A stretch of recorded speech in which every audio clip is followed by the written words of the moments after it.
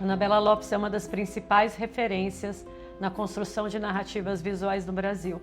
E é, inclusive, uma das professoras fundadoras da primeira escola de ilustração aqui no país, que é a Usina de Imagens. E hoje a gente tem o prazer de conversar com ela sobre um tema super caro pra gente e muito pertinente na literatura infantil, que é a leitura de imagens. Muito bem-vinda, Ana. Prazer ter você aqui com a gente. Obrigada, Rê. Uma honra. Eu queria começar aqui com uma fala super interessante de uma mesa na Flip de 2024, que a Anabela participou, em que ela fala que a linguagem da imagem não pode ser traduzida em palavras. Eu acho que esse é um tema em si super interessante, principalmente quando a gente pensa em livro-imagem, que é aquele livro que não tem palavras na narrativa. E aí eu queria entender um pouquinho mais sobre esse tema, eu queria que você trouxesse um pouquinho mais sobre isso para os nossos espectadores. Bom, primeiro que eu acho que em relação à questão de como se vincula o texto com a imagem dentro do livro ilustrado, é um campo super novo de alguma maneira, né? A gente vem pesquisando, deve ter, sei lá, quanto no máximo 60, 70 anos, né? De pesquisa esse campo, então eu não poderia afirmar não existe uma tradução, mas sim que não seria uma tradução como a gente pensa, por exemplo, acontece nos idiomas, né? Se a gente tem um livro em alemão e a gente vai traduzir ele para o português, por exemplo, acontecerão mudanças, sim, até eu acho que no campo da ideia, né? Ou seja, tem termos, tem palavras que são que pertencem só a um idioma. Então, quando a gente faz essa tradução, a tradução nunca é literal, nem mesmo quando é no campo da palavra. Então, quando isso acontece no campo da imagem, é quase que um impossível, né? Como que a gente traduz em palavras cores? Na hora que a gente tenta traduzir uma cor numa palavra, automaticamente estamos reduzindo a potência dessa imagem, né? Acontece muito hoje em dia essa questão de associar uma emoção a uma cor. Bom, eu acho isso também muito limitante, né? Imaginem, para uma pessoa, para um leitor, a alegria pode ser vermelha, mas para outro a alegria pode ser verde, para outro a alegria pode ser amarela, para outro a tristeza pode ser amarela, porque na verdade as cores, elas são, no campo da abstração, são preenchidas de diferentes memórias, de diferentes sentimentos. Então, na hora que eu limito, né, eu codifico a imagem, eu estou de alguma maneira criando uma iconografia que é muito limitante. A imagem ela é muito mais ampla por natureza. Você não está traduzindo uma língua por outra língua, né? Você está falando de uma linguagem e outra linguagem. São linguagens diferentes. Então, a estrutura, a base estrutural delas, a natureza é muito distinta para a gente querer pensar em qualquer tentativa de tradução ou substituição de uma pela outra. Quando eu falo que a gente conversou sobre isso, né, da gramática visual, da gramática de imagem, na verdade eu faço um paralelo, mas é um paralelo com fins pedagógicos, é para conseguir, sei lá, ensinar para os alunos, bom, como que eles podem construir figuras retóricas com a imagem. Então eu faço um paralelo entre a metáfora, por exemplo, um exercício bem simples, né, de como construir impacto num cartaz, que é uma imagem de alto impacto. Eu tenho 1 segundo para chegar no leitor, não muito mais do que isso, 1 segundo e meio. Eu preciso ter alguma coisa que desloque a atenção dele, que pela curiosidade, pelo estranhamento, ele pare para observar aquela imagem. Como que eu gero esse impacto? Muitas vezes, um dos recursos que eu posso acionar é a questão da metáfora visual, né? Então, a metáfora na imagem e na palavra existem, mas como a gente constrói uma metáfora visual é totalmente diferente de como a gente constrói uma metáfora na palavra. Numa metáfora na palavra, eu preciso ter 2 termos que tenham alguma coisa conceitual em comum, por exemplo, mais bom no clichêzão, né? Dente branco, pérola branco. Então eu posso falar teus dentes como pérolas, por exemplo, né? E aí eu tenho uma metáfora. Na imagem não é tão simples, porque muitas vezes essa aproximação entre 2 elementos pode vir não só do campo do visual, ou seja, da cor, senão também que pode vir desde a morfologia. Então, por exemplo, na portada do Barba Azul, eu tenho uma metáfora visual que é a porta com o caixão.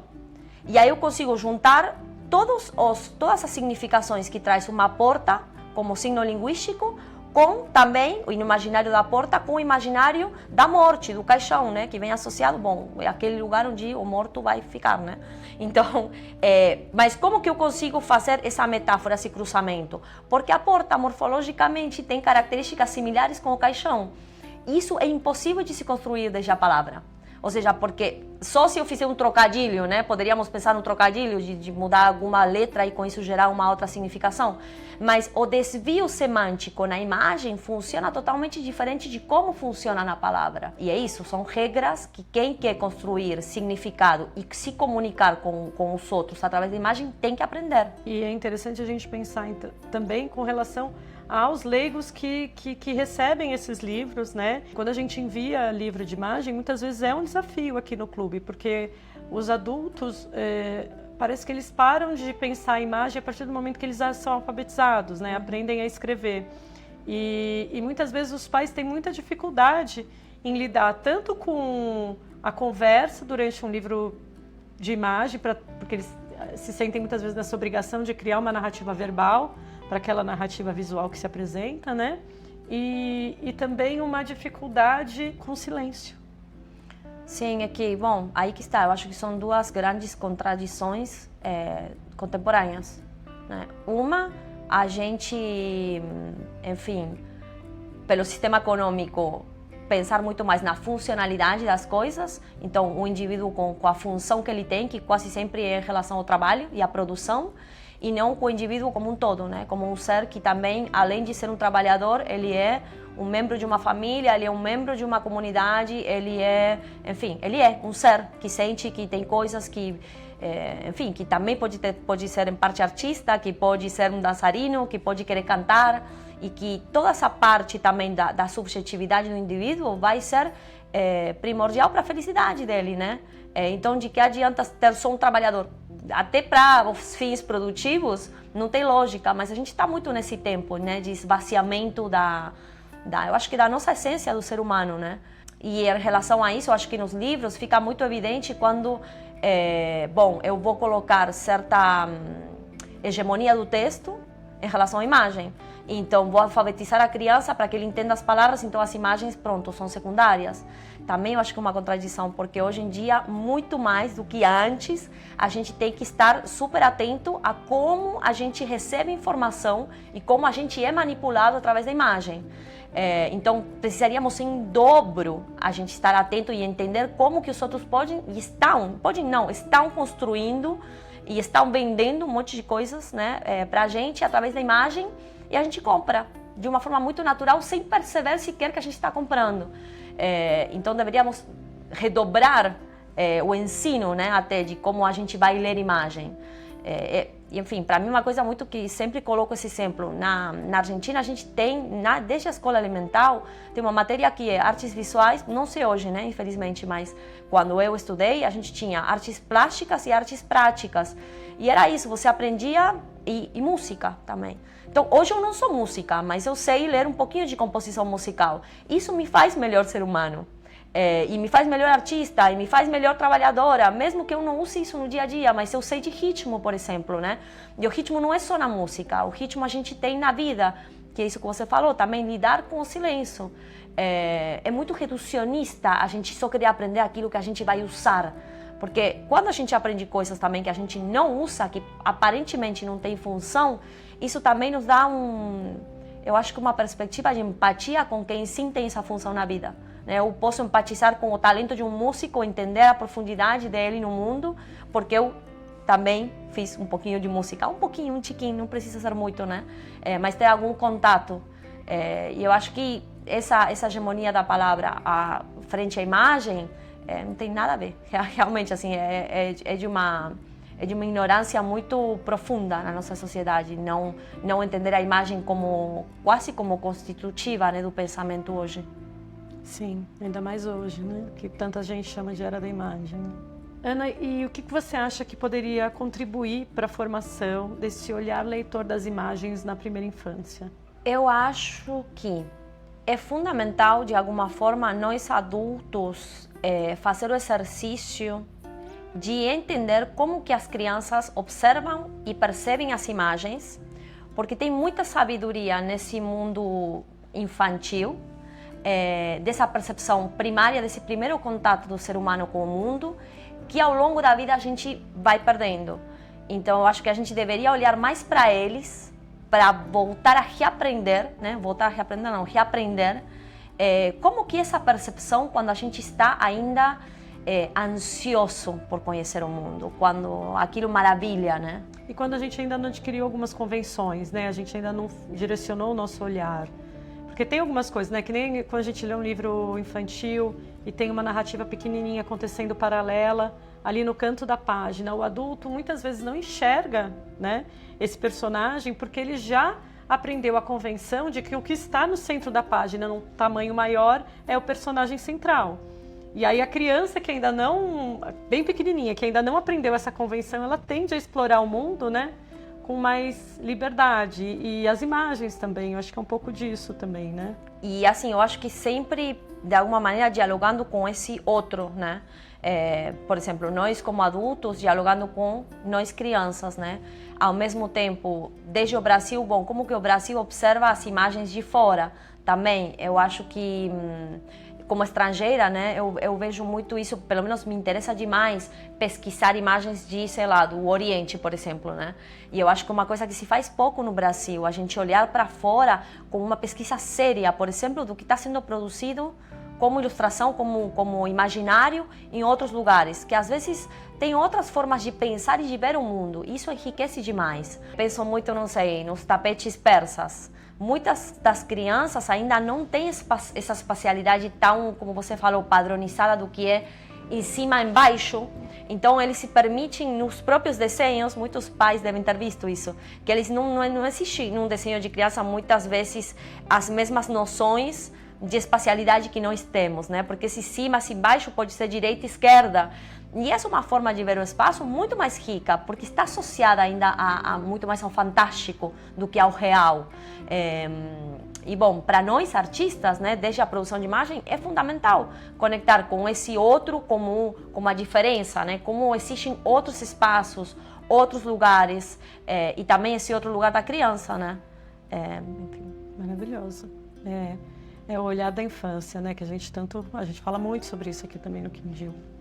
E quando você desenha os seus livros, quando você faz as ilustrações, você já pensa nesses diferentes públicos, né? De olhares de adultos e olhares das infâncias, com as suas percepções e repertórios diferentes. Você já pensa nisso no processo criativo?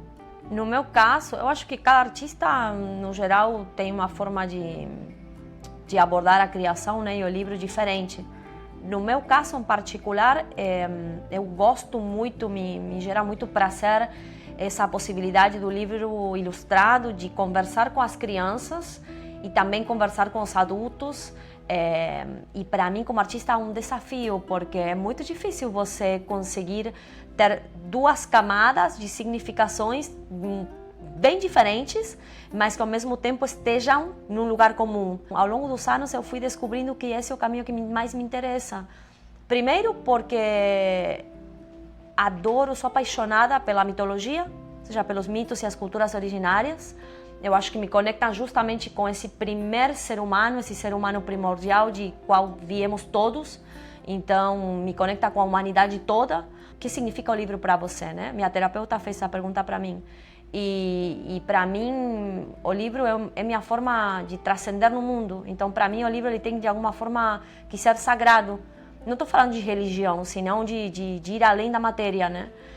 Deixar algo transformador no mundo e me transformar também. Eu vejo o livro, para mim, também como uma terapia, né? Para mim. Então, por isso eu sempre falo que eu sou bastante egoísta no livro, que eu faço o livro primeiramente para mim, mas não como uma forma de negativa, né? Senão, pelo contrário, se eu faço o primeiro para mim, eu vou fazer com o melhor que eu tenho, né? Mas eu acho que o mito, ele tem tinha, né? Essa função na sociedade, de alguma forma. Era para as crianças, mas também era para os adultos, né? Não tinha essa divisão, né? Não tinha essa divisão e, ao mesmo tempo, unificava. Então, eu acho que quando a gente... É um desafio maior, mas para mim, quando eu trabalho no livro um texto que vai chegar de uma forma nas crianças, mas ao mesmo tempo vai chegar com outras camadas, com outras vivências para o adulto, eu estou fazendo um guinho para o pai também. Tipo, você aí que acha que você já sabe tudo, né? Venha, relabore, né? Repense. E, enfim, é o que mais me interessa. É um baita de um desafio porque é complexo, né? Você falar para uma criança de, não sei, de 10, de 9, de 8 e ao mesmo tempo para um adulto de 50. Mas eu acho que esse adulto de 50 também tem dentro de si uma criança de 8, de 9, de 10. Então, de alguma forma, é voltar também a falar com essa criança, né? Bem, aqui no Clube Quindim a gente já enviou vários livros da Anabela. Alguns em que ela é autora do texto e da imagem, e outros ela é autora só da imagem, mas que são obras assim muito profundas e com uma estética muito característica, né? A gente olha para os livros da Anabela e a gente reconhece a Anabela, que adora esse estonge preto profundo com vermelho, com esse azul. E como é que foi essa construção de identidade ao longo da sua jornada, Ana? Conta pra gente. A identidade como autora, como imagem, como tudo, né? Sim. Como foi? Difícil, angustiante, prazerosa. Acho que foi como a vida, né? Com tudo que ela é.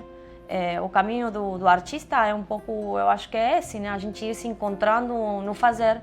Eu acho que eu tenho muito isso, falo muito para os meus alunos, né? Não esperem a saber para fazer. A gente não tem, no trabalho do artista, a gente não tem nem vai ter certezas. Eu acho que é isso, né? E na vida também não, um pouco o livro do Rio sobre isso. A gente não tem certezas. Então, meio que vamos fazendo o caminho na medida que vamos caminhando. Tem até uma frase de um poeta, né, o Machado, que ele fala isso, ele fala caminante não há caminho, se hace caminho ao andar.